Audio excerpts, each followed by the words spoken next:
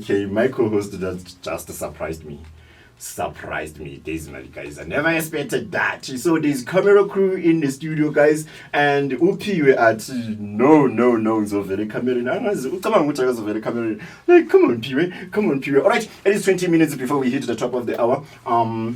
8 o'clock right here on VUT FM 96.9. This is the morning fix with myself, Mercy P. We're between the hours of 6 and 9 o'clock. It is the 11th of April 2022. Like I said earlier on, today we have an amazing interview as we're going to be chatting with one of South Africa's very youngest published authors. At the age of 14 in 2016, he published his first book titled Whispers of Life. In 2017, he was listed among young South African authors who published books before the age of 16. He was also awarded an Uprising Star Award by YB20 Awards 2016. He is the co-founder of Youth Must Rise movement, a mentor to up and coming young authors. My goodness. I don't know anyone at that age who has that kind of a biography.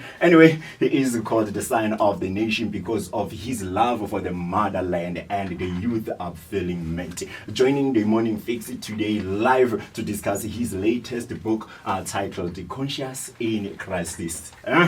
VUT, stand up and help me welcome Karabo Nkoli in the building. I need that jingle, Luna, technical producers. Please, as a brief. Hello, say. How are you? Awesome. Good morning and welcome to VUT FM. Wow, I'm nervous while reading that biography. I'm like, yo, where do you get the time to do all of that at this age, bro? Wow. The youngest author, not just in the Val, in South Africa. Wow. Briefly tell us who's Karabo Nkoli, and how did this love for writing came about? In a brief fellow. Yes. Yeah, Karabo Nkoli is an ordinary young person. Yes, an ordinary. Yeah. No, I refuse. I won't take that one. All right. Yeah, and I've never loved writing. It's just that it's one of those things that I wanted to do. Yeah. It's a journey. Yes. As I went along on the life journey. So that's where it's rooted in purpose and in wanting to contribute to the change in the country. Wow. At what age did you discover this thing you wanted to do? Because you're not saying you never loved. You said you never loved it. So how did you at what age did you discover this? It was at the age of 13 years. Oh, wow. And that was in 2015. Yes. And that's when I realized that there are things that I want to question around our society. And I have to find a way to construct do that. Yes, because other people, they do it in a music especially way. Because us as young people, our voices are not recognized because of the fact that you are young. So I was challenging the status quo. That even as a young person, you can say the unsayable in society. Yes. So what's your writing process like? What are the ingredients of creating a great book? As I mentioned, it's from the bowl of purpose. That's where I draw inspiration from. Some of the content in the book comes in the forms of dreams. Yes. And my thoughts, and then I'm able to draft whatever. And then there's a routine that you go on with in terms of constructing the book as you have it today. All right. So speaking of the book that is in front of us now, titled Conscious in Crisis, what triggered that title? It's the state of our society. Yes. And how I think it's important that we, as a people, question the things happening around us. Yes. And also how we can contribute to the change that we seek. And so that's what drew the entire inspiration behind the book. It's questioning things and then how do we solve those things, not just question them. All right. In a book, I did read the book, guys. Yes, I'm bragging. In the book, you spoke about a mission of our generation. You briefly explain how important for our generation to participate in affairs of our country, whether it's economy, politics, or social. Just briefly explain how important it is for us to participate on those. It is important because we have to remember that we have been paid for by those who came before us. Yes. You know, the Mandela generation, the youth of 1976, and all the others. Yes. They had a mission to complete. You know, they attained political freedom. And as the born-free generation, the young people of this country, we have to realize that there are still many freedoms to be won. Yes. You know, the unemployment rate is high, you know, the rape in the country, you know, the colonization of our country. Yes. And so we have to realize that it's fundamental that all of us play and contribute, you know, to ensuring that we achieve our mission as a country, because a mission is a never-ending process. You know, it has to be fulfilled in every generation, so that also we can leave something for other future generations who are coming after us. You also mentioned that politicians failed the youth of today. Daisy Mali, what is it that you feel that the youth must do for themselves and for the next generation to change the current situation in this country? Young people have to realize that they are their own saviors. It's not only politicians. It's not the government. We have to stop this thing of saying that the government must do this, so and so must do this. We have to be the ones who are on the forefront of the kind of change that we as young people want to see here. Because this is our time.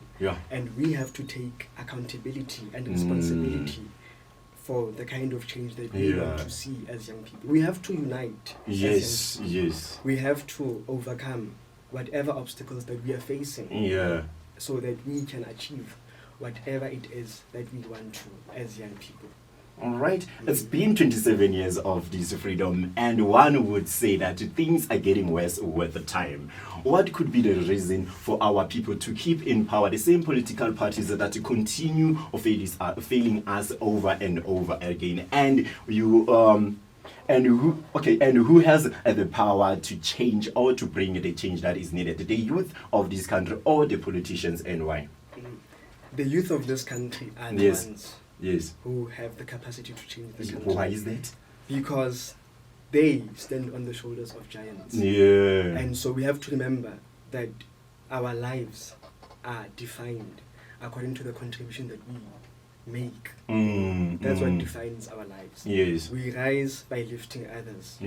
So that's what defines our lives as young people. So we have to not point fingers on who should do what, but instead we have to be accountable to ourselves on what can we do to contribute to that change that we seek, because things are worsening today, because nobody is taking responsibility. You know, it's all about you do that, never let me do it. So I think we have to stop pointing fingers and confront our state, you know, as people, and how some of the things we have to change in terms of behavior, so that we can attain whatever it is that we want as a country. Wow. With all that being said, what contribution is needed to ensure that South Africa has a better future? What exactly contribution we need, or that it's needed to ensure a better future for South Africa? It's to restore truth in our society. There is a need to restore truth, because how can I put it? We just wrap up things, you know, we blind them with curtains. You know? We are not confrontational on how even some of our behavior is destructive to our eyes. You know? So once we can restore the value of truth in our country, then will we be able to overcome whatever obstacles that we are facing as a country. You know? So I think if we can restore the value of truth, then we can have assurance of our reality, because we are so far away from being in touch with our reality because of not being in touch with the truth. which breeds ignorance. All right, it is exactly 11 minutes before we hit the top of the hour, 8 o'clock on VUT FM 96.9. The rhythm of the river. You're still listening to the Morning Fix with myself, CP. We're right about now. We are in conversation with Karabo Nkoli, talking about his latest book, Conscious in a Crisis. Man. This is so amazing. I don't know, Uguti. Where does this boy come from? Where have you hidden yourself? We're touching on serious matters that the country is facing today, or from your community, where you are right now, up to the top, to the political leaders, people who are your leaders. If you want to touch base with us, the only thing that you can do, because our lines are not working right now, you can also slide on our DMs on 068 087 1373.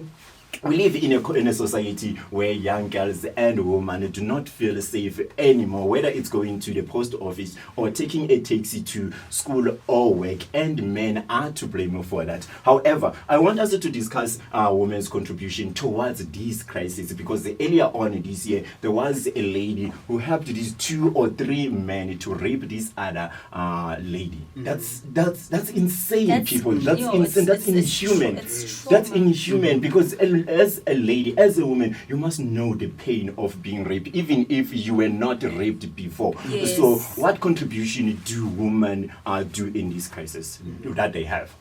The women contribute to this crisis, yes, as those who are rape apologists in the country, those who do not understand the severity of rape as it is, which is why we have women who make false accusations of rape, which shows how they undermine, the severity of this pandemic, which is rape.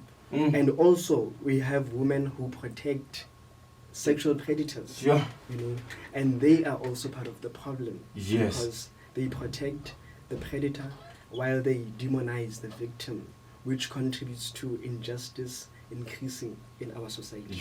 And so they are also part of the problem. Speaking of women, today we have women on social media with huge following that comes with huge influence, but the same influence is not used for the right cause for so many, for so many. So how can women use that influence to better our country? I think it's important that women realize that our country cannot rise without their role in our rise. No nation can rise higher than its women. So we have to teach the value of the female in our society, because we live in a society whereby there is a high degree of disrespect of women in our country, and it shows in terms of the GBV, in terms of how even women themselves treat each other. There's a need to restore that education of the necessity of having women in the forefront in helping construct the kind of society that we want to see. Because even in our families, if you want to see leaders and great people that have been nurtured, they have been nurtured and birthed by women. So women are fundamental to our rise as young people and as a society overall. Wow. As I was reading this book, I came across this term slave queens. I was like, wow, this is deep. This boy is deep. And nowadays, slave queens are a thing, right? Which back in the day were known as gold diggers and were not so normalized as they are today, However, the question is how parents and social media contribute towards that. Because back in the day, being a gold digger, as soon as someone calls you a gold digger, you'll be like, okay, cool, there's something that I need to fix, right? There's something that I need to fix because I'm doing something wrong. Now, as soon as you're being called a slave queen, you're like, yeah, I'm a thing. So how does our parent and social media contribute towards the crisis of slave queens? I think it is the pressure, of wanting to keep up with standards. I think also because we are living in a society whereby we uphold materialism, irrespective of how you attain.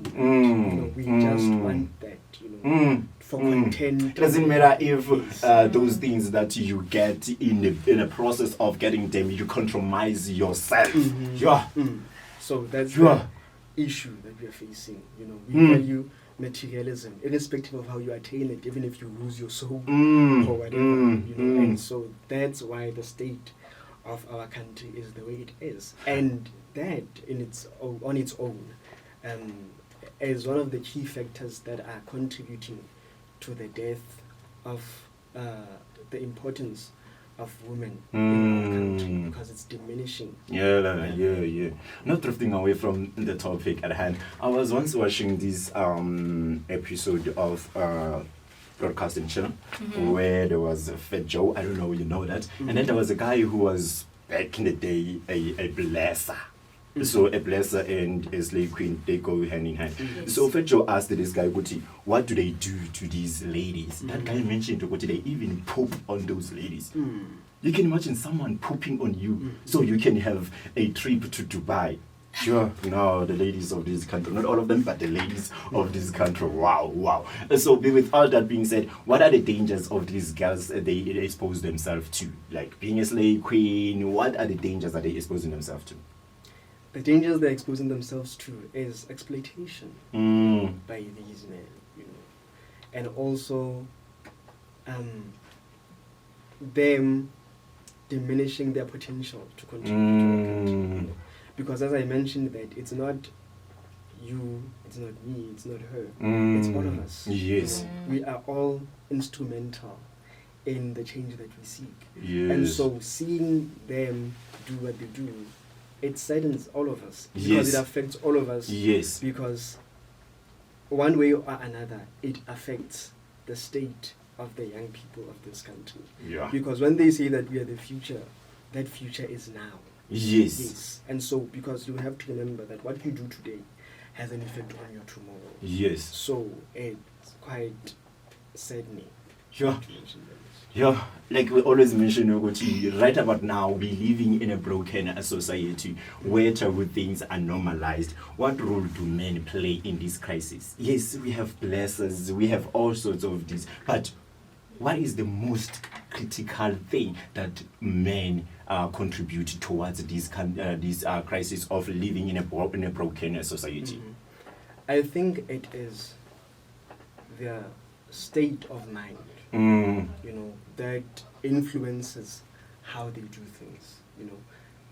Things that have been influenced also by culture, traditions, religion. And so the biggest challenge that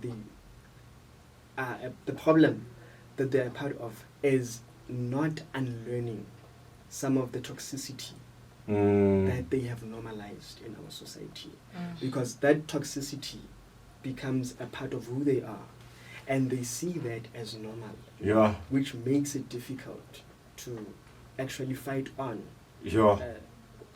this system that we are in.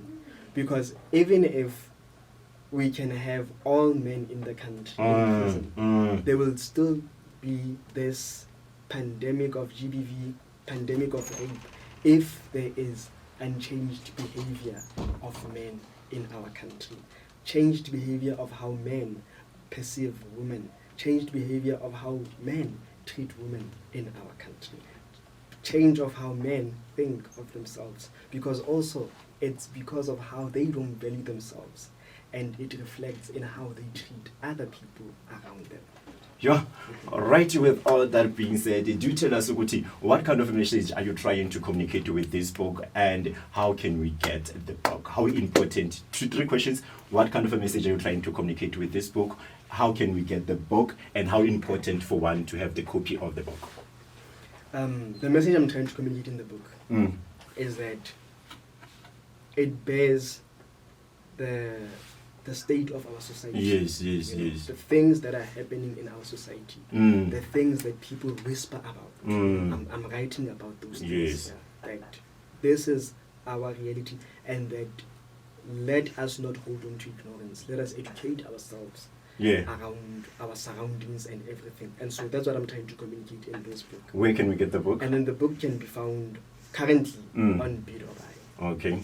All right. But it will be available in bookstores as the year goes. I thank you so much, Mr. Nkoli, for joining us and educating us. We really, really wish you the best with the book. And hopefully we're going to have another conversation soon. Definitely. Thank with you. A new book. Yes.